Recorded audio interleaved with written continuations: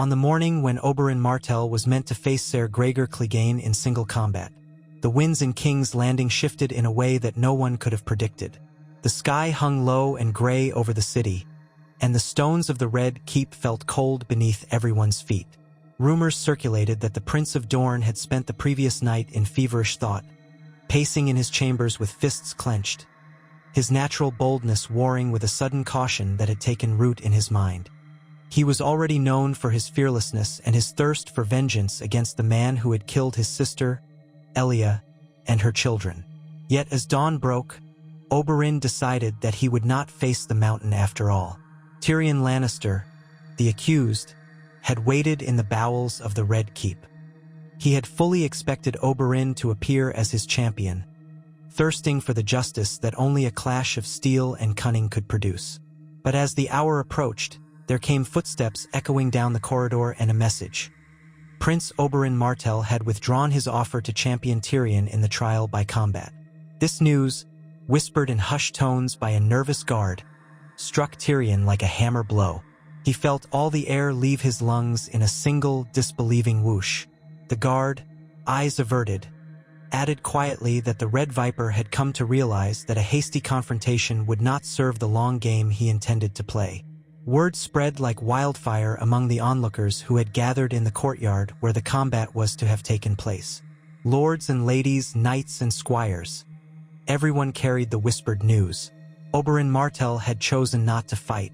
The mountain stood alone on one end of the yard, clad in armor that gleamed dully in the pale light, while the hush of the gathering crowd seemed to thicken the air. Gregor Clegane's monstrous figure loomed over the lesser knights who waited at the periphery, each of them knowing they would not dare step forward to face him. When the announcement came from the herald that Prince Oberyn had withdrawn, the monstrous knight let out a growl as though robbed of some brutal sport. A wave of disbelief rolled through the assembled watchers. Some whispered that Oberyn had lost his nerve, which seemed impossible to anyone who knew the man. Others guessed that it was a clever ploy, that Oberyn wished to bring about justice through more indirect means. The tension that had electrified the courtyard dissolved into confusion and muttered curses. Tyrion, brought out from the cell to witness his champion's stand, felt a chill pass through him. A guard came to whisper in his ear that a new champion must be named if he were to survive. But who would dare fight the mountain now? Bronn had already refused. Jaime was not allowed. Tyrion's prospects seemed to vanish into nothing. Yet Oberyn was missing from the courtyard, meaning that most assumed he must have slunk back to Dorne in shame. That was not the truth of it.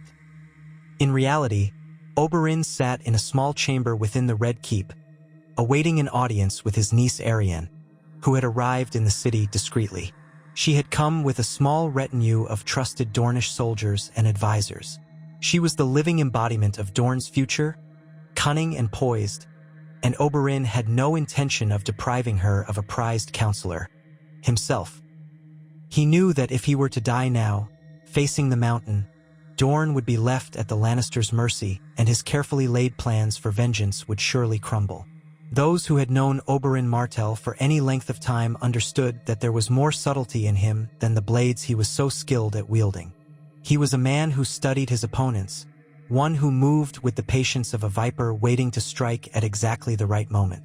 The choice to forego single combat that day was a radical departure from his long-cherished thirst for personal revenge, but a necessary one. He told himself as he waited in that modest chamber, the echo of shifting footsteps in the corridor punctuating his solitude. He would avenge Elia, he would avenge her children, but not at the cost of his own life in a spectacle orchestrated by the Lannisters. Arianne entered, regal in her bearing despite her travels. She curtsied formally, though her eyes flashed with the same fire Oberyn carried within him. The door closed behind her, and for a moment, the only sound was the faint crackle of a brazier in the corner, warming the small room. "Uncle," she said, and her voice was kept quiet to avoid eavesdroppers. "They're whispering about you everywhere.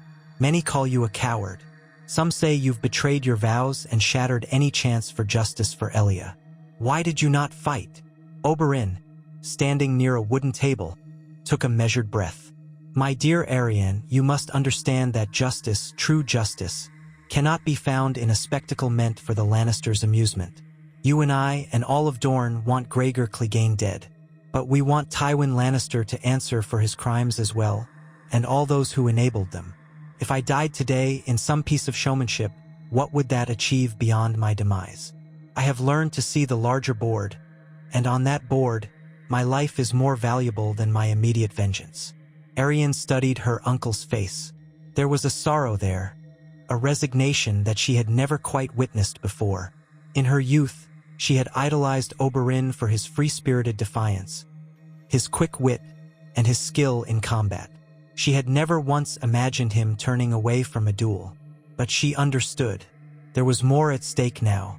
Dorne would need him. Outside, the noble families who had gathered in King's Landing at the summons of Tywin Lannister began to stir with excitement and confusion.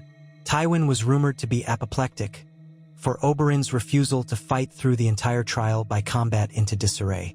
Tyrion had insisted upon having a champion, and Oberyn had once seemed so eager. But now that Oberyn was gone from the yard, the entire matter had to be handled in another way. The king and Cersei, who pulled his strings, would demand that Tyrion name a different champion immediately. If no one stepped forward, the trial would default, and Tyrion's guilt would be sealed. Amid the swirling gossip, Tywin paced in his chambers, furious at the Dornishman's betrayal. Cersei, smugly satisfied at first that Tyrion's last hope was dashed, grew uneasy when she realized that Oberyn was still in King's Landing. If he was plotting something else that could pose a danger. She mulled it over as she stood at the window, looking down at the courtyard where the Mountain was unceremoniously removing his helmet and barking at a few of the onlookers, demanding wine. The Queen Regent wished for Tyrion's head, but she was no fool. She knew Oberyn Martell, the Red Viper, was not the sort to retreat lightly. In the dungeons, Tyrion struggled to remain calm. A guard told him to wait, that someone would come to speak to him regarding the next steps. He could only imagine how the lords in the throne room were raging over this unusual turn of events. But if he knew Oberyn, there had to be more behind the man's decision. He tried to find some hope in that. If Oberyn had a plan to strike at the Lannisters, perhaps Tyrion's life was still worth something as a bargaining chip. The first immediate effect of Oberyn's refusal was that the trial by combat was called off for the day. The King's Guard dispersed the crowd, announcing that the proceedings would be postponed until Tyrion secured a new champion or otherwise pled for mercy. A handful of spectators left grumbling about the wasted morning. The more curious and cunning among them hurried to spread the rumor that Oberyn was not only still in the Red Keep, but that he had been seen meeting with various allies from other courts. Some insisted that Oberyn had even approached Mace Tyrell for a private conversation, though whether it happened or not was uncertain. Regardless, the city was alive with the latest scandal. In the hours that followed, Oberyn received ravens from the Water Gardens and Sunspear, urging him to return home or at least reveal his plans. He paid these messages little heed for now, trusting that time would validate his decision. Meanwhile, Arianne attended private meetings, greeting ambassadors from across the Narrow Sea and from other parts of Westeros. She carried herself with a reserved confidence, though she was careful not to promise anything on behalf of Dorne. She merely listened, gleaning the shape of the game that her uncle now played. It was a game of secrets and half-truths. She discovered that while many lords scoffed at Oberyn's apparent cowardice, a few seemed quite relieved. No one wanted to see the Red Viper and the Mountain fight, because if Oberyn died, it could spark open warfare with Dorne. If Gregor died, Tywin Lannister's wrath might well be unleashed in some other monstrous form. Tyrion, for his part, spent a sleepless night in the dungeons, wondering if his doom had been spelled out. At one point, in a moment of desperation, he considered summoning Podrick Payne, the loyal squire who had tried to help him. Perhaps Pod could find Bronn again. But Bronn was now married into a small castle and had no desire to throw his life away for Tyrion, nor did Tyrion begrudge him that choice. In truth, Tyrion was beginning to think about running. If someone could just whisk him away from King's Landing, perhaps he could spend the rest of his life somewhere far from his father's reach. But for that, he needed someone on the outside. He needed Oberyn. He clung to the slender hope that the Dornish prince had an alternative plan. By the following day, a rumor began to leak from the Red Keep that Prince Oberyn had demanded an audience with King Tommen. He was escorted into the throne room in the presence of Tywin, Cersei, and other high lords. The Red Viper walked with his characteristic swagger, a faint smile curling the edges of his lips. Those assembled expected him to deliver some apology or excuse for his refusal to fight. Instead, Oberyn bowed ceremoniously to the boy king and then turned to Tywin. He spoke in a voice that carried across the high ceilings of the throne room. "My Lord Hand," Oberyn said, addressing Tywin with formal respect, "I have chosen not to fight Ser Gregor because, as I have come to see, my quarrel with him cannot be settled by mere single combat. I wish to present a new proposition, one that may heal the realm rather than stoke its wounds." There was a gasp among the onlookers, and Tywin's brow furrowed dangerously. He did not like being surprised, least of all by a Dornish prince. "Speak plainly, Prince Oberyn." "My sister Elia was murdered along with her children," Oberyn said, and though his tone was polite, his words rang with sharp accusation. "All have heard the rumors that Gregor Clegane was the instrument of that deed. But who gave him the orders? I have long believed that justice for my sister and my niece and nephew can only be found by unearthing the entire truth, by ensuring all responsible are punished. A duel to the death would only rid the world of one murderer, if indeed I proved the victor. But Dorne requires broader satisfaction. We cannot abide a single trial by combat and then call the matter closed, no matter the outcome." Tywin sat on a high chair beside the Iron Throne, stiff with tension. Cersei, standing near him, clenched her jaw. King Tommen, on the throne, blinked, no doubt unsure of his own power in that moment. Oberyn's voice remained level. The hush in the throne room was absolute. "It is my request that the Crown sanction a full inquiry into the events of the sack of King's Landing, ensuring that all who gave or carried out orders that led to the murder of Princess Elia and her children be questioned under oath," Oberyn continued. "If we are truly to have peace in the realm, we must have the truth. Let this be done in a proper, legal manner, with no spectacle of blood to overshadow the pursuit of justice." A collective intake of breath swept through the lords gathered. Was Oberyn truly demanding that the crown put Tywin Lannister's own actions on trial? Tywin's expression hardened into a mask. For an instant, the tension in the chamber seemed as though it might snap into violence. Yet Oberyn Martell stood calmly, arms folded behind his back, offering a path that could either start a war or bring about a new era of accountability, depending on one's perspective. "We do not revisit the past for the sake of sowing new discord," Oberyn added. "We do it to show the people that even the highest lords are answerable to justice. This is how we secure the peace we all crave." King Tommen, still a boy, could only glance nervously between his grandfather and Cersei. Tywin rose from his seat, ignoring the trembling presence of the boy king. His voice was cold. "Prince Oberyn, you speak of an inquiry that would effectively put the crown's loyal servants under suspicion. The realm needs stability, not open-ended accusations. Is this your new condition for continuing to honor your alliance with the Iron Throne?" Oberyn dipped his head. "Dorne's loyalty has always been contingent upon fair treatment. We may be loyal to the crown, but we do not forget injustices visited upon us. And from the start, I have never believed that anyone with true power would investigate these crimes. However, if House Lannister and the crown truly have nothing to hide, an inquiry would serve to clear their names and restore trust." At that, Tywin's gaze blazed. Nearby, Cersei looked ready to lash out with all the venom she possessed, but the formality of the setting kept her still. The lords in attendance exchanged cautious glances, as though waiting for Tywin to crush Oberyn's insolence. But Tywin was no fool. He would not create a scene in front of the entire court. Instead, he inclined his head slowly and said, "We will consider your request, Prince Oberyn. For now, let us step aside and discuss how best to proceed." So it was that Oberyn left the throne room with a sense of purpose. He knew that Tywin would never willingly conduct such an investigation in good faith, but he also knew that the Lannisters, if cornered, might have to concede some portion of justice. Meanwhile, Tyrion, who had been brought up to watch these proceedings from the side of the throne room, felt a complicated mixture of hope and fear. Hope because perhaps his father's crimes, and not just Gregor's, would come to light, and fear because Tyrion knew that Tywin Lannister did not allow such insults to pass without consequence. Over the following days, the inquiry debate overshadowed the matter of Tyrion's trial by combat. If a new champion could not be found, he would be judged guilty. But as more lords became entangled in Oberyn's demanded inquiry, and as Dorne's stance grew increasingly relevant, pressure mounted for Tywin and the crown to address the entire situation more diplomatically. After all, if Tyrion were summarily executed, might Prince Oberyn and all of Dorne rise up immediately? Might other lords sympathetic to justice question the legitimacy of the crown? King's Landing thrived on rumor and fear in equal measure.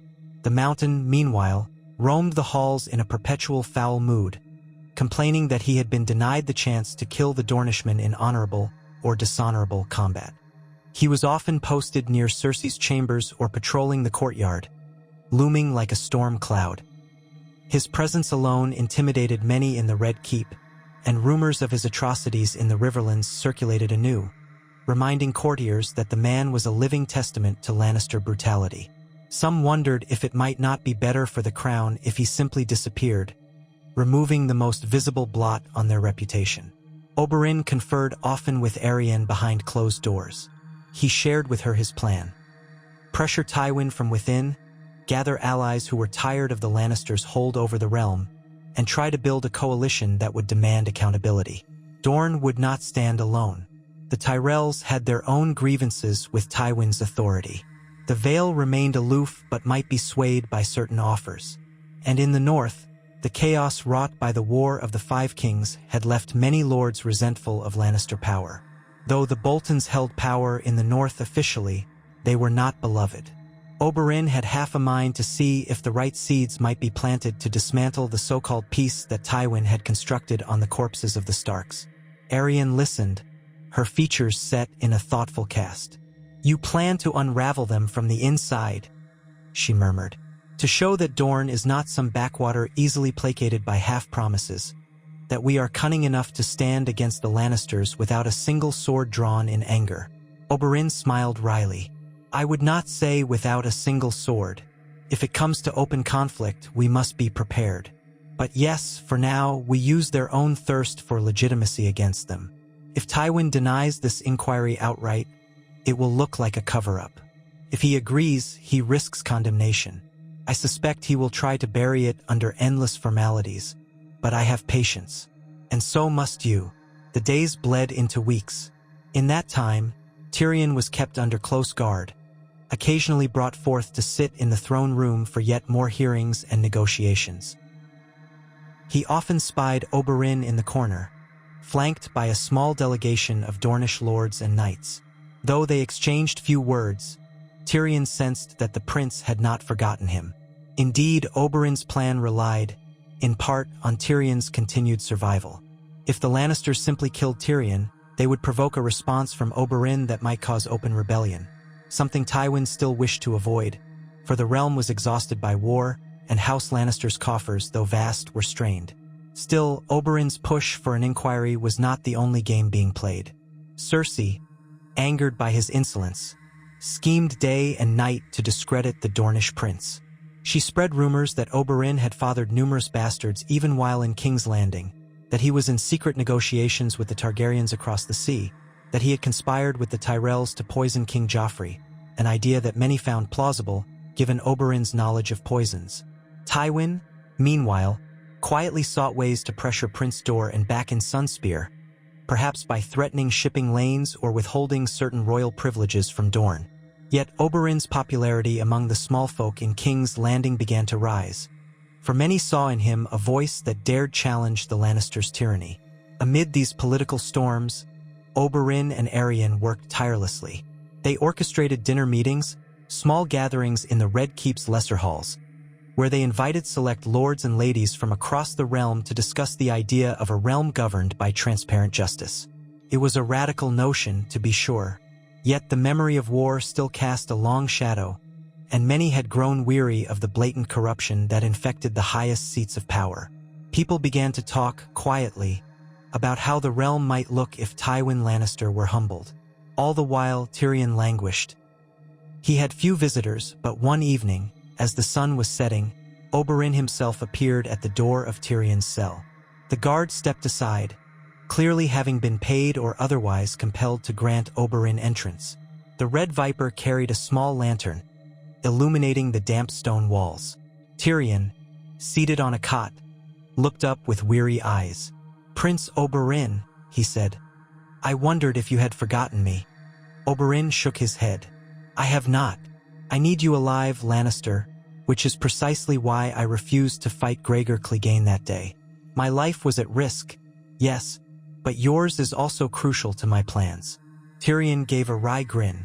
"Well, I'm honored to be considered useful." "You are your father's son," Oberyn said softly. "Yet you are not your father. The difference matters to me and to Dorne.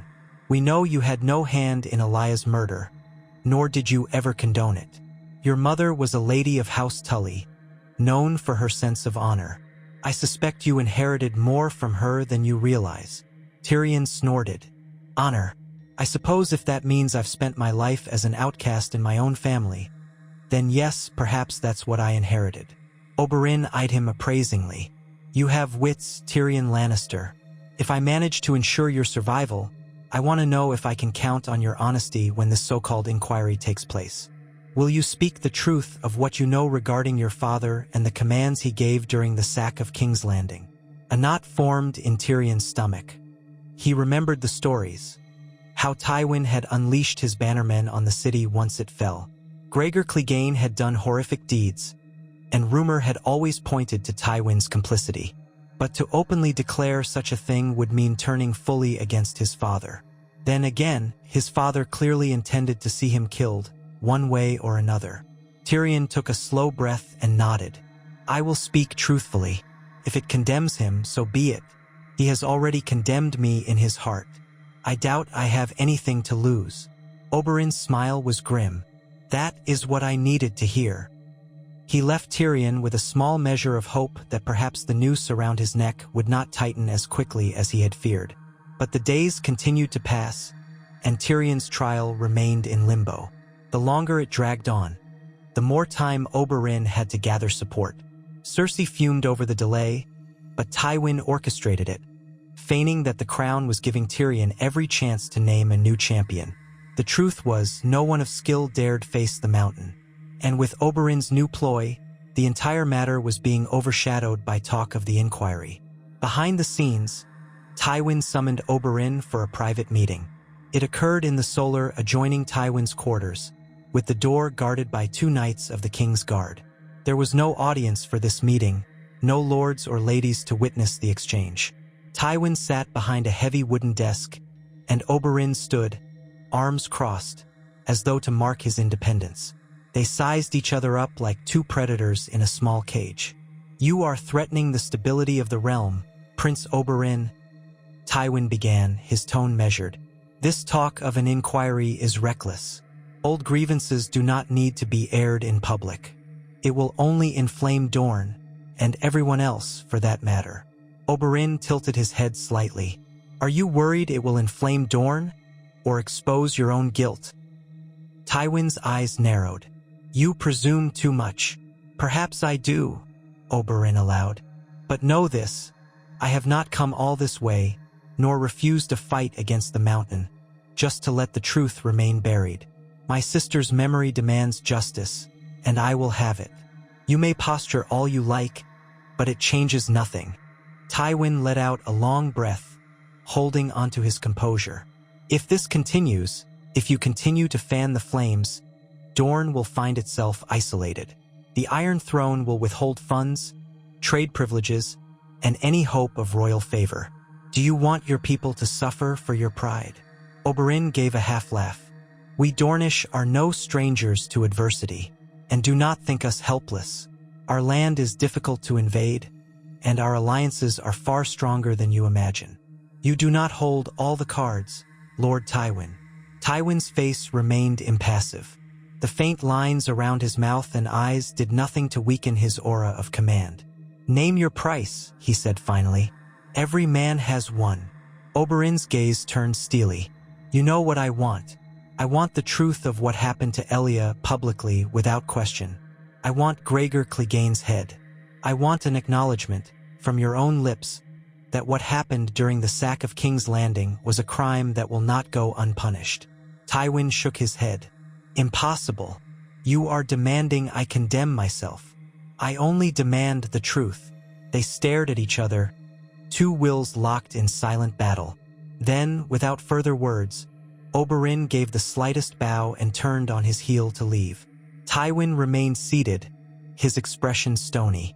In the weeks that followed, rumors of Tywin's private conversation with Oberyn swept through the keep, though no one knew exactly what was said. What they did see, however, was a series of small concessions from the crown toward Dorne, decrees reaffirming Dornish autonomy, shipments of goods to the port of Sunspear, and a subtle shift in King's Landing politics. Mace Tyrell, having watched the interplay closely, began to show more interest in aligning with Dorne's demands for a thorough investigation into the sack. Perhaps he saw an opportunity to loosen Tywin's iron grip on the court. Or perhaps he felt the Tyrells might fill the power vacuum if the Lannisters were weakened. Cersei, enraged by the slow erosion of her father's unchallenged authority, turned her attention back to Tyrion. If she could only end her brother's trial, convict him quickly, and remove Oberyn's wedge, she believed the Martell threat might lessen. Yet every time she tried to expedite the trial, Oberyn reminded the court that Tyrion had not yet named a champion, and if the crown denied him that right, it would be a gross miscarriage of justice, a poor look for King Tommen, who was only just establishing his reign. After all, Joffrey's murder had already cast a pall over House Lannister, leaving many whispering that the new regime might be equally tainted if it allowed a farce of a trial.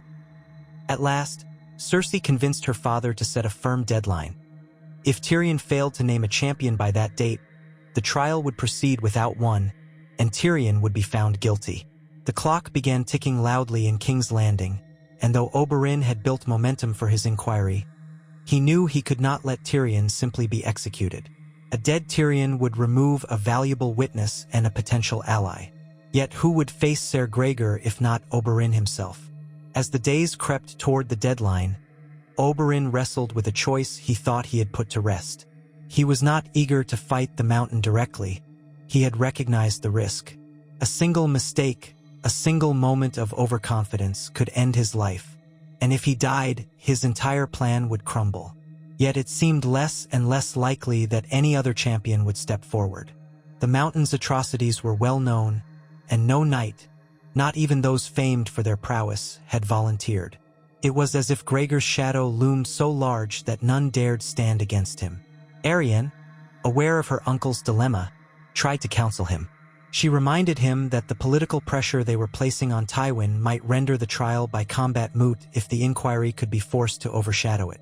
But Oberyn remained uncertain. His blood still burned with the desire for vengeance. Each time he thought of Elia, he felt that spark within him, telling him that it was his destiny to deliver the killing blow to her murderer. Yet reason told him that a single stroke in the yard might not accomplish what he truly sought: the downfall of all those who had orchestrated or enabled Elia's murder. The day of Tyrion's final hearing dawned bright. The sun glinted off the red stones of the keep, making it look almost like a beacon in the early light. Crowds gathered, eager to witness whatever conclusion the crown would deliver.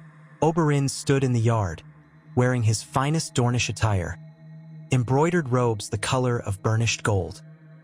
He held his hands behind his back, scanning the faces of the onlookers, who included knights, lords, and ladies from near and far. At the far end of the courtyard, Ser Gregor loomed, his massive greatsword strapped across his back. Tyrion was led out by a contingent of guards. His clothes hung a bit loose on him, a result of his time in the dungeons.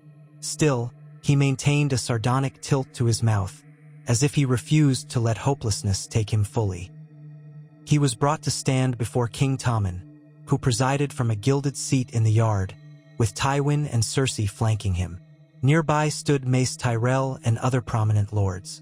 A hush fell over the gathering, A herald stepped forward.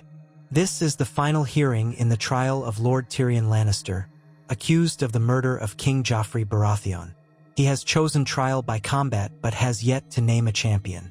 This is the last chance to do so.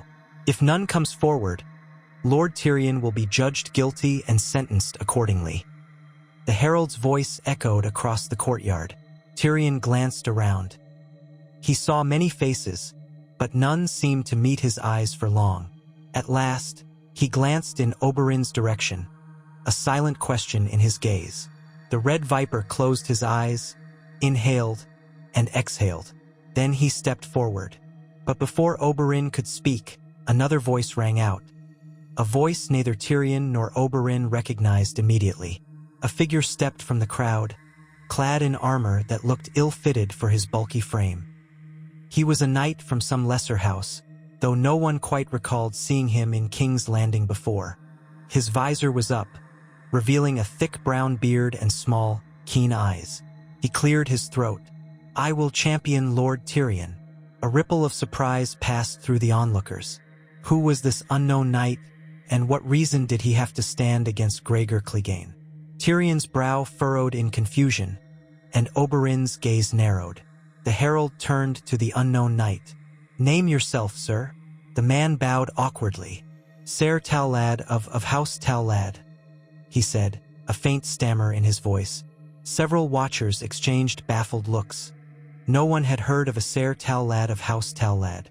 But the man stood resolute, though sweat beaded on his forehead. "I will stand for Lord Tyrion," he repeated. From his seat, King Tommen looked uncertain, glancing to Tywin for guidance. Tywin's face remained impassive, though his eyes flicked over the knight with a hint of suspicion. Cersei, on the other hand, looked furious at the prospect that someone might step forward to save Tyrion. The herald consulted with the court's protocols. "Very well," he said at last. "If you are indeed a knight in good standing, you may serve as champion. However, as per tradition, you must prove your station." The knight rummaged beneath his cloak and produced a letter bearing a wax seal. He handed it to a steward, who delivered it to the herald. The herald examined it, then shrugged, apparently finding it satisfactory. "Ser Tallad of House Tallad stands as champion for Lord Tyrion Lannister. So it is declared." In that moment, Oberyn felt an odd mixture of relief and suspicion. He had been prepared, reluctantly, to step forward, to draw the mountain into a fight that could end in Oberyn's own death. But now someone else had volunteered, someone he did not know. He studied the knight's face, searching for clues in the set of his jaw, the twitch of his eyes. There was a faint sense of deception there. Could it be a sellsword in disguise? Could it be some trick orchestrated by Tywin? Or was it truly some errant knight seeking glory? Ser Gregor stepped into the open space of the courtyard, drawing his immense greatsword. The knight calling himself Tallad swallowed visibly. The crowd retreated slightly, making room for the deadly clash about to begin. Tyrion looked from his champion to Oberyn, confusion painted across his features. With the formalities settled, the herald announced the start of the duel. Ser Gregor wasted no time, lunging forward with a strike that would have cleaved most men in two. Ser Tallad barely managed to dodge, stumbling back a few steps. The onlookers gasped at the raw power behind the mountain's blow. Even from a distance, Oberyn could see that Ser Tallad's footwork was clumsy in comparison to Gregor's destructive might. Yet the man held his ground, raising his shield as Gregor pressed the attack. The clang of steel on steel echoed around the courtyard. At first, it seemed that the mountain would make short work of this newcomer. But as the battle wore on, Ser Tallad began to move more fluidly, his initial fumbling replaced by careful defense. He managed to land a strike on the mountainside, though Gregor's thick armor absorbed most of the blow. The crowd stirred. This was no immediate slaughter. Ser Tallad even managed a swift counterattack that forced Gregor to step back for an instant. Oberyn watched intently.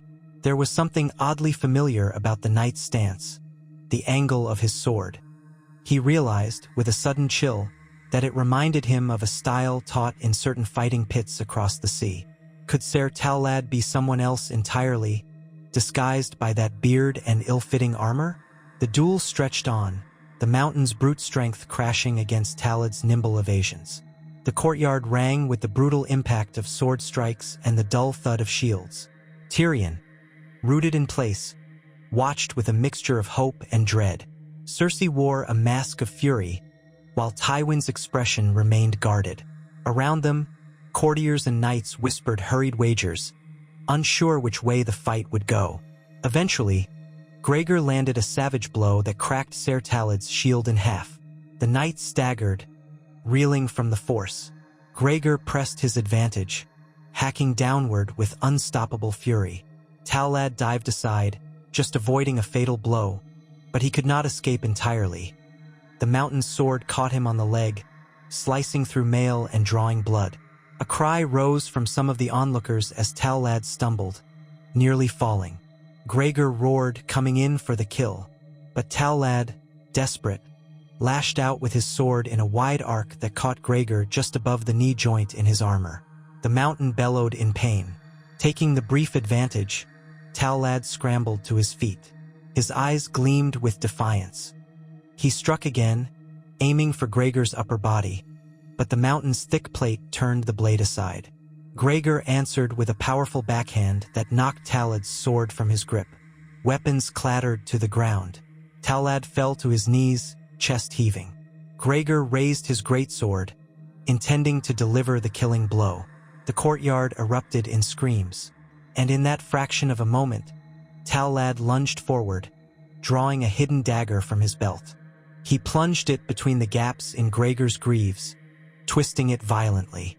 A howl of agony tore from the mountain's throat. He toppled forward, fighting to maintain his balance, his greatsword swinging erratically.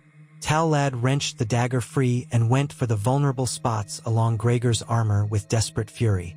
One slash found a gap in the side plating, biting deep into flesh. Another thrust slid beneath Gregor's arm, where a thin portion of mail was all that protected his torso. Blood slicked the dagger's hilt. Gregor, massive as he was, refused to fall easily. With a final roar, he raised his sword overhead to split Talad's skull. But the disguised knight twisted away, the mountain's blade striking only stone. And with a practiced motion, Talad drove his dagger up under Gregor's helmet, right at the exposed portion of his neck. Time seemed to freeze as the mountain stiffened, his sword clattering from his grip. Blood trickled from the edge of his helm, staining the metal. In that heartbeat, Gregor's monstrous strength gave out. He crashed to the ground, his helm striking the dirt with a dull thud, and he lay still. A stunned silence fell, broken only by the ragged breathing of Ser Talad. Tyrion stared, wide-eyed. Cersei let out a shrill cry of denial, and Tywin went pale. The onlookers could not quite process what they had just witnessed. The mountain, felled by an unknown knight in a brutal, chaotic struggle. The herald, after a moment of open-mouthed shock, pointed his staff at the victor. Ser Talad stands victorious for Lord Tyrion. The gods have judged, and Lord Tyrion is found innocent of the charges. A mixture of cheers and horrified gasps rippled through the courtyard. Tyrion, though relieved, felt an acute sense that something more was at play here. Oberyn moved forward, curiosity in his eyes, as the knight stepped back from Gregor's corpse. Then, in front of everyone, Ser Talad reached up and slowly removed his helm, revealing a face hidden beneath not only the visor, but also a disguise. The thick brown beard came away in one piece, a false beard, and long hair fell around the face of a woman. A gasp ran through the crowd. It was a woman, no older than 30, with olive skin and intense, smoldering eyes. "I am no Ser Talad," she announced in a clear, ringing voice. "My name is Belandrisand. I am a bastard daughter of the Dornish marches, trained in the fighting pits of Essos, and I have come for the mountain's blood in payment for the wrongs he did me and mine." Oberyn felt his heart pound in his chest. A bastard of the Dornish marches who had learned the blade in Essos. Her presence explained the fighting style he had detected. She must have nurtured a personal grudge against Gregor Clegane, and she had likely hidden her identity, knowing that a woman had no easy route to stand as a champion in a trial by combat, especially not one of bastard birth. The small folk began to cheer, enthralled by the dramatic reveal. Some were simply happy to see the monstrous Gregor defeated. Cersei's face was twisted with rage. This is a trick," she spat. "A farce orchestrated by the Dornish. This cannot stand."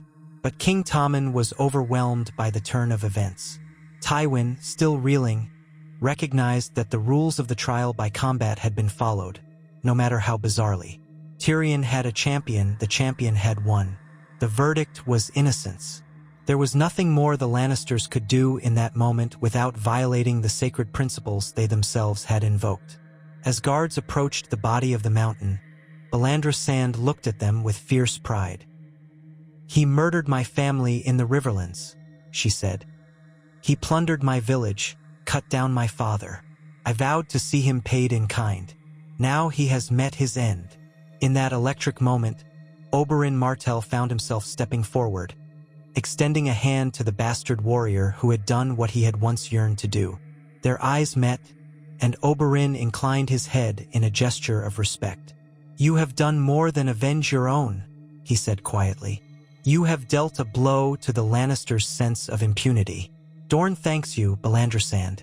She nodded, breathing unsteadily. Blood from the dagger still stained her gauntlets. The courtyard began to swirl with motion as many rushed forward to see if the mountain was truly dead, while others tried to approach Tyrion or find a way to placate Cersei's wrath. Guards parted to allow Pycelle and Qyburn, the Queen's chosen master of whispers, to examine the corpse. But there was no saving Gregor Clegane now. Death had claimed him. In the hours that followed, chaos reigned in the Red Keep. Tywin retreated to his chambers, furious but forced to concede that Tyrion had been proven innocent by trial by combat. Cersei stormed through the halls, demanding that Belandra Sand be arrested for impersonating a knight, but the legality of the trial shielded Belandra from immediate punishment. She was whisked away under the protection of the Dornish delegation before tea. Tyrion, for his part, was finally freed from the dungeons. He found himself at a loss, uncertain of what came next. The charges had been dropped, but his father's hatred was as potent as ever. Tyrion suspected that his days in King's Landing were numbered, for the Lannisters would not rest while he remained a threat. Perhaps he considered he might flee to the Free Cities or perhaps Dorne. But Oberyn, that evening, sought him out in a quiet hallway. "Lord Tyrion," Oberyn said softly, placing a hand on the dwarf's shoulder. "You are free. The trial is over. Now is the time to make good on your promise. Will you stand with me when the inquiry begins?" Tyrion swallowed. "If you can keep me alive, yes." Oberyn's grin had a touch of the old mischief. "I have resources, Lannister, but take care. Your father will come for you if he senses that you intend to expose him. You might find Dorne a safer place than King's Landing." Tyrion nodded slowly. "I never thought I would leave King's Landing like this, but it appears the city's welcome has run out." Thus, in the weeks that followed, Tyrion found himself preparing to leave the capital under a Dornish escort. Oberyn Martell was leading a small procession back to Sunspear, and Oberyn decided that Tyrion would travel under her protection, though discreetly, so as not to provoke open conflict with Tywin. Meanwhile, Belandra Sand became something of a folk hero in the city, the woman who slew the mountain. She accepted Oberyn's offer to travel with them as well. Despite her skill, she had made many enemies by killing Gregor, and she needed allies. As they prepared for their journey, Oberyn met with Tywin one last time. No one else was present, and no guards stood by. They faced each other in the same private solar where they had once exchanged cold words. Tywin, standing beside the desk, was tight-lipped, his hands clasped behind him. "You leave King's Landing, Prince Oberyn, but do not think you have won," Tywin said quietly. "Gregor Clegane was a brute, but I have many other means at my disposal. This realm will not be dictated to by the will of Dorne." Oberyn's expression was cool. "A man like you, Lord Tywin, thrives on the illusion of total control. Yet you forget that illusions can be shattered. Gregor's death proves that the mightiest can fall, and so can you." Tywin's eyes blazed. "Do not presume to threaten me. It is not a threat. It is a reminder. The inquiry will happen here or in Dorne. The truth will come out, and you will find that the greatest power in the realm is not gold or soldiers, but the knowledge of who you really are." Tywin's jaw clenched. "Go then. Scurry back to your desert. We will see how long you last." With that, Oberyn turned and left. He felt a strange blend of triumph and unease. He had preserved his life, orchestrated a broader strategy for justice, and even seen the mountain brought down, albeit by someone else's hand. And now, with Tyrion's potential testimony, the path lay open for a reckoning that Tywin could not so easily quash. But how many more would die before the truth was finally laid bare? In the days that followed, Oberyn, Arryn, Tyrion, Belandrisand, and a carefully chosen escort departed King's Landing under cover of night. They rode swift horses down the King's Road, then branched off onto the roads that cut through the Reach and eventually into the Dornish marches. The journey was fraught with risk. Tywin might send riders after them, or brigands might try to kidnap Tyrion for ransom. But Oberyn had chosen reliable men and women to guard their party. Belandra, with her lethal prowess, formed a key part of their defense. Arryn managed the logistics, ensuring that inns were ready and that local lords were placated by small gifts and courtesies. Tyrion spent the long days on horseback reflecting on the strange twist of fate that had spared him. Had Oberyn not refused to face Gregor that fateful morning, Tyrion might have had no champion at all, unless Oberyn had fought, risking his own life, perhaps even losing as he did in another possible future. But this time, fortune had favored them with the unforeseen arrival of Belandrisand. It was a reminder to Tyrion that the world was vast and full of unexpected players, each with their own histories of suffering and revenge. When at last they crossed the Prince's Pass and felt the scorching Dornish sun on their faces, Tyrion realized that he was truly beyond the immediate reach of Tywin Lannister. For the first time in many moons, he let himself breathe more easily. Arryn guided them towards Sunspear, where Prince Doran Martell waited. Doran had been following events in King's Landing with careful, measured interest, trusting Oberyn to navigate the treacherous waters.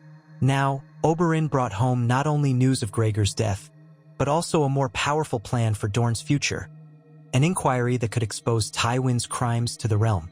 As they passed through the gates of Sunspear, the people greeted Oberyn and Arryn warmly. News of the mountain's demise had already reached them, and a subdued satisfaction permeated the city. Tyrion, riding behind them, received more curious stares than hostility. The Dornish, perhaps, appreciated that he was no friend to Tywin. They arrived at the great hall of the old palace to find Prince Doran waiting. He was seated in his wheeled chair, his face illuminated by torches that burned in sconces along the walls. The temperature was cooler inside, a relief after the desert heat. Doran's face held a hint of relief as he greeted his brother and niece, but also a deep concern etched into every line. "Oberyn," Doran said, his voice quiet but firm. "You return in triumph, though not in the manner I expected. Word of Gregor's death has reached me, and so has the rumor that you demanded an inquiry into Elia's murder. Speak, brother, and tell me everything." Oberyn and Arryn took turns summarizing the events. Oberyn's refusal to fight, the subsequent push for a formal investigation, Tyrion's role in testifying, Belandrisand's dramatic triumph over the mountain, and the uneasy departure from King's Landing. Doran listened closely, his gaze flicking between Oberyn and Tyrion. When they finished, Doran sighed. "You have walked a dangerous path, Oberyn. We all have. Yet it seems the gods have smiled upon us, for you remain alive, and Gregor is dead. Still, Tywin Lannister will not let this rest. He will do everything in his power to prevent an inquiry, or to discredit it." Oberyn nodded. "I know, but this time we have more allies. The Tyrells are not entirely opposed, given their desire to see the Lannisters reined in. Others across the realm may join us once they see that justice is possible. Tyrion has pledged to speak of what he knows, and that alone could pierce Tywin's armor. Our next step is to publicize the inquiry, to call upon the realm's leaders to witness it. We will demand that King Tommen appoint impartial investigators, something he cannot refuse without appearing complicit. Doran pressed his fingertips together thoughtfully. We must move with care. This inquiry could spark open conflict if Tywin decides to lash out first. Yes, Oberyn agreed. We will ready our defenses. Dorne is no stranger to war, should it come. At that, Tyrion stepped forward, bowing politely. Prince Doran, I can only say that I hope to help reveal the truth. My father's crimes are no secret to me, and I have no love for him. But I do not wish to see the realm plunged into chaos. If there is a path to justice that prevents another war, I'd gladly help tread it. Doran regarded Tyrion with a guarded expression. Your presence here is controversial, Lord Tyrion. Many Dornish remember the wounds inflicted upon us by your family. Yet I also see an opportunity for reconciliation. If you speak truthfully, if you stand against Tywin, perhaps we will finally have the justice our people deserve. Tyrion nodded solemnly. That is my intention, my lord. In the weeks that followed, the Martells worked tirelessly to prepare the stage for the inquiry. Ravens were sent across the 7 kingdoms, summoning neutral lords and trusted knights to participate. A small council of respected maesters and septons was selected to examine records from the time of Robert's rebellion, to unearth any mention of orders given during the sack of King's Landing. Tyrion, for his part, was brought into the fold to share all that he knew of his father's dealings, though Tyrion conceded that Tywin often kept his most damning secrets closely guarded. Belandra Sand, the woman who slew the mountain, found herself a new home in Sunspear. She trained with Oberyn's daughters, the Sand Snakes, who were eager to learn from someone who had faced Gregor in battle and lived. Belandra's presence was celebrated by the small folk, who came to see her as a symbol of retribution against House Lannister's brutality. But not everyone in Dorne agreed with Oberyn's approach. Some of the more hawkish lords murmured that a swift invasion of the Stormlands or the Crownlands would be more direct. They had grown weary of waiting for justice through bureaucratic inquiries. Oberyn counseled patience, explaining that an open war might be just what Tywin wanted, an excuse to crush Dorne with the combined forces of House Lannister's allies. The inquiry, Oberyn insisted, was a different kind of warfare, one fought with knowledge and alliances rather than swords alone. Meanwhile, in King's Landing, Tywin Lannister fought a rearguard action against the rising demands for justice. Publicly, he claimed to welcome any fair investigation. Privately, he worked to stall or sabotage it, paying off witnesses, destroying records, and threatening those who might speak out. Cersei campaigned fiercely against the Dornish, insisting that the inquiry was nothing more than a Martell vendetta. King Tommen, still a boy easily swayed by his mother and grandfather, signed decrees that delayed the inquiry's official start. Yet the realm watched with growing interest. The lords who had been devastated by the War of the Five Kings longed for stability, but they also could not ignore the seeds of discontent that Tywin's rule had sown. The Dothraki threat across the sea and the rumors of Daenerys Targaryen's dragons only added to the sense that Westeros was at a crossroads. Would the 7 kingdoms remain under the unchallenged dominance of House Lannister, or could a new balance of power emerge? As the tension mounted, Oberyn received word that a coalition of lords from the Stormlands and the Vale had expressed cautious support for the inquiry, if it could be demonstrated that this was not merely a Dornish revenge plot but a genuine pursuit of justice. Oberyn planned to travel to meet these lords in secret, accompanied by Tyrion, to convince them of the cause's legitimacy.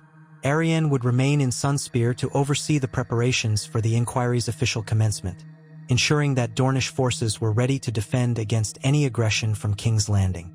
On the eve of their departure, Oberyn walked along a secluded balcony in the old palace, where a hot wind blew in from the sea. Tyrion joined him, standing on a small box so he could lean over the balcony rail. The waves crashed against the rocks below, and the scent of salt filled the air. "It's beautiful here," Tyrion said quietly, gazing at the pinkish glow of dusk over the water. Oberyn nodded. "Yes, it is. Dorne has always been a land apart, forged by resistance and resilience. We have a pride born of hardship. I hope to preserve what we have, not plunge us into another war." Tyrion sighed. "War might come regardless of what you hope, Prince Oberyn. Tywin will not yield willingly. If the inquiry threatens to reveal his complicity in the crimes against your sister, he'll do everything in his power to stop it." "I know," Oberyn said, his tone laced with grim determination. "But he is not immortal, nor are his secrets. In the end, the truth will out." Tyrion looked pensive. "If only my father had chosen a different path. If only he had valued family above power. My mother, Joanna, once softened him, I think. But after her death, something in him hardened beyond repair. I've come to realize that there is no redemption for him, not in this life. If we want a more just realm, we must topple him from the place of unassailable power he occupies." Oberyn's gaze remained fixed on the horizon. "And so we shall, if the gods permit." As darkness fell, they parted ways to make final preparations for their journey. The following dawn, Oberyn and Tyrion rode out from Sunspear with a small retinue of Dornish guards. Belandra, fully recovered from the wounds she'd earned in her fight with the Mountain, accompanied them. They traveled by swift horses along the dusty roads, heading north and then curving east, aiming to meet the group of Stormlands and Vale Lords on neutral ground. During the journey, Tyrion marveled at the varied landscapes of Dorne. Rocky hills, rolling dunes, and sudden oases of vibrant green. The heat was intense, the sun relentless, but Oberyn assured him that this was mild compared to the height of summer. When they made camp at night, Belandra would sometimes spar with the Dornish guards under torchlight, showcasing the style that had vanquished Gregor Clegane. Tyrion couldn't help but notice how each clash of steel reminded Oberyn that he had taken a different path, one that avoided single combat with the Mountain, yet still achieved the same end. After many days of travel, they arrived at a secluded castle near the borders of the Reach. Here, under the banner of a lesser-known lord loyal to neither Tyrell nor Lannister, they found the small council of Stormlanders and Valemen waiting. Among them was a grizzled old knight with a missing eye, a young lady who held her house in Regency, and a maester who had once served in the Red Keep. They greeted Oberyn politely, acknowledging him as the driving force behind the inquiry. Tyrion drew a few wary looks, but the presence of Belandra, the famed slayer of the Mountain, commanded respect. Over cups of spiced wine, they talked late into the night, with Oberyn outlining his vision.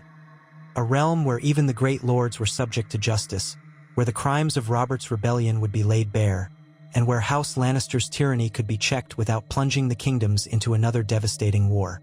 Tyrion weighed in with a sober warning of Tywin's ruthlessness, reminding them that half measures would not suffice.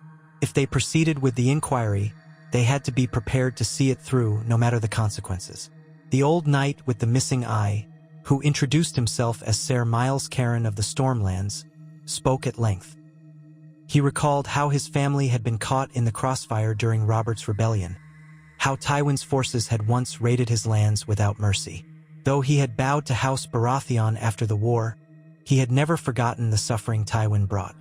"If you can guarantee me that this inquiry will not be a pretext for Dorne alone to profit, then I'll throw what little weight I have behind you," Ser Miles said. "But if I sense that this is merely a Martell vengeance quest, I'll withdraw my support." Oberyn bowed his head slightly. "I accept that condition. The testimony and evidence must be gathered impartially. I only ask that those responsible for war crimes face the law, no matter their station. Let the gods and the people judge them." By the end of the negotiations, Oberyn had secured tentative support from these lords, who promised to rally more allies if the inquiry looked fair. They agreed to send representatives to Sunspear within a few months' time, once the logistics were settled and a safe passage could be guaranteed. Oberyn left feeling a sense of cautious optimism. The cracks in Tywin's power were widening, and with each new ally, the possibility of unveiling the truth grew stronger. Returning south, Oberyn's party rode at a steady pace, avoiding main roads where Lannister patrols might seek to ambush them. The presence of Belandra, wearing her newly forged armor, was a deterrent to brigands. Tyrion, though not a warrior, kept a crossbow at his side, just in case. They passed through small villages whose inhabitants had heard tales of how a woman from Dorne slew the Mountain, and word of the impending inquiry seemed to spark hushed discussions about justice, about whether the old order was about to be toppled. Yet, as they drew closer to the southern borders, trouble found them. Late one afternoon, while crossing a wooded ravine, they noticed the birds had gone silent. Oberyn signaled for caution, and the party slowed to a crawl. Tyrion felt the hairs on his neck stand on end. Something was amiss. Suddenly, a hail of arrows rained down from the slopes above. 2 Dornish guards fell from their saddles, struck dead instantly. Chaos erupted as the rest of the party scrambled to find cover behind trees and rocks. The horses neighed in panic, and the narrow path turned into a death trap. Belandra Sand wasted no time, leaping off her horse and darting behind a craggy outcrop. She squinted upward, searching for the archers. Oberyn did the same, cursing under his breath. Tyrion crouched low, clutching his crossbow, heart hammering. From the shadows of the ridge, a voice rang out. "In the name of Lord Tywin Lannister, surrender the dwarf, and the rest of you might live." Tyrion's blood ran cold. They were hunting him specifically, no doubt on Tywin's orders. The betrayal was not unexpected, but the sudden ambush was. Oberyn, ever the strategist, whispered instructions to the remaining Dornish guards. They would have to fight their way out or risk being slaughtered. Belandra peered around a boulder, quickly assessing the enemy's positions. She counted at least a dozen men armed with bows, possibly more hidden. "We need a distraction," she hissed. "Let me draw their fire." Before anyone could stop her, she dashed from cover, weaving in a zigzag to confuse the archers. Arrows whistled past, some thudding into the earth. She flung a throwing dagger at the nearest cluster of archers, then disappeared behind another rock, forcing them to reposition. The momentary reprieve allowed Oberyn and 3 Dornish spearmen to scramble up the opposite slope, flanking the enemy. Tyrion, hands shaking, loaded his crossbow. He waited for a target. Spotting one of the men who stepped out to try and get a clearer shot at Belandra, Tyrion fired. The bolt caught the man in the shoulder, causing him to stumble. Tyrion ducked back as an arrow zipped by, narrowly missing him. A fierce melee broke out on the ridge above as Oberyn and his spearmen closed with the archers. Steel rang against steel. Screams echoed through the ravine. Tyrion could not see clearly, but the shouts of alarm told him that the ambushers hadn't expected such a swift counterattack. Belandra, quick as a desert cat, leapt among them, striking with lethal precision. Within minutes, the ambushers were either dead or fleeing, their arrows spent. The Dornish had suffered casualties, but they secured the high ground. One archer lay wounded, pinned under the body of a slain comrade. Oberyn loomed over him, spear in hand. "Who sent you?" Oberyn demanded, voice cold as steel. The archer, trembling, stammered, We were hired by men in Lannister colors. They told us to bring the imp back, dead or alive. Said they'd pay good gold." "Where?" Oberyn pressed. The man's breath came in ragged gasps. "They were waiting near the Blackwater, a day's ride from the city. Said we'd recognize them by a red lion on black. They never gave us names." Oberyn's eyes glimmered with anger. "You tried to murder us for gold," he said, and plunged his spear into the man's throat, ending his pleas. Tyrion looked away, unsettled but not surprised. Gathering what remained of their party, Oberyn counted the losses. 3 Dornish guards dead, 2 more seriously wounded. They tended to the wounded as best they could. Silence fell over the ravine once the last ambusher was dispatched or gone. Belandra approached Tyrion, wiping blood from her brow. "Are you all right?" she asked, breathing heavily. Tyrion nodded, though his heart still pounded. "I will be. Thank you." Oberyn took stock of the situation. "We can't linger. More may come. We ride hard for Sunspear." They fashioned stretchers for the wounded and pressed on. Each turn in the road felt fraught with the risk of another ambush, but none came. At last, the dusty expanse of Dornish sands gave way to the familiar routes leading back to the seat of House Martell. They arrived under cover of darkness, exhausted and bloodied. Immediately, the wounded were taken to the palace infirmary, and Arion rushed to meet them, her face stricken when she saw how many had been lost. Oberyn, dismounting with Tyrion's aid, quickly relayed the details of the ambush to Arryn. Lannister hirelings, most likely. We must assume Tywin will make every move to stop the inquiry. Word must go out that we've been attacked, that the Crown or its agents have violated the peace in an attempt to murder a Martell envoy. Arryn nodded fiercely. This will only strengthen our case. We must make it known that Dorne seeks justice, and Tywin seeks blood. She summoned her scribes, dictating letters to be sent across the realm, detailing the unprovoked ambush and the growing evidence of Lannister perfidy. Oberyn dictated his own letters to the Stormlands and Vale Lords, urging them to accelerate their plans to send representatives. Tyrion, meanwhile, penned a careful letter to Jaime, half sure it would never reach him, but wanting to warn his brother of what Tywin had done. Despite their strained relationship, Tyrion felt Jaime deserved some kind of warning. In the days that followed, the Dornish court mobilized for the inquiry. The castle halls buzzed with activity as guests arrived. Minor lords, maesters, even septons curious to see what would unfold. The war drums had not sounded, but the tension was palpable. Dorne was preparing, if not for open battle, then for a grand reckoning that could shake the Seven Kingdoms. Oberyn spent his days conferring with Prince Doran, finalizing the legal framework for the inquiry. They planned to invite any who wished to testify or provide evidence regarding the sack of King's Landing. The records from that time would be examined by a panel of maesters from Oldtown, men known for their impartial scholarship. Tyrion was to be a star witness, along with any others who had witnessed Tywin's commands.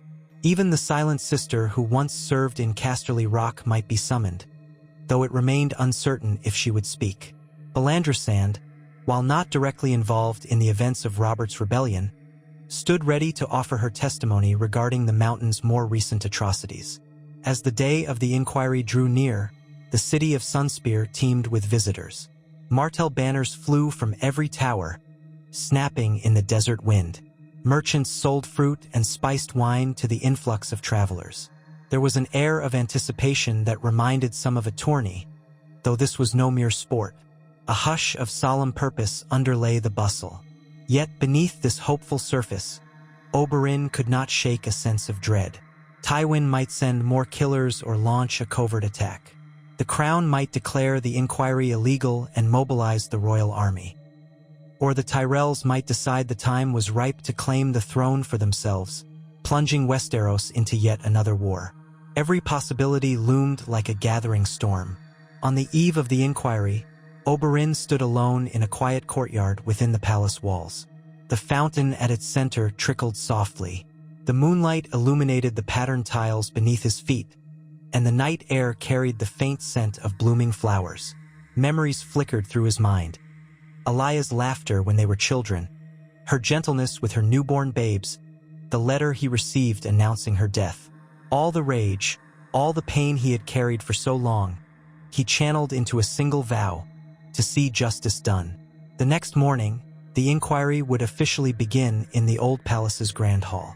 Lords, knights, maesters, septons, and common witnesses would gather under Dornish protection to speak truth to the realm. Oberyn looked up at the star-speckled sky and felt a sharp ache in his heart.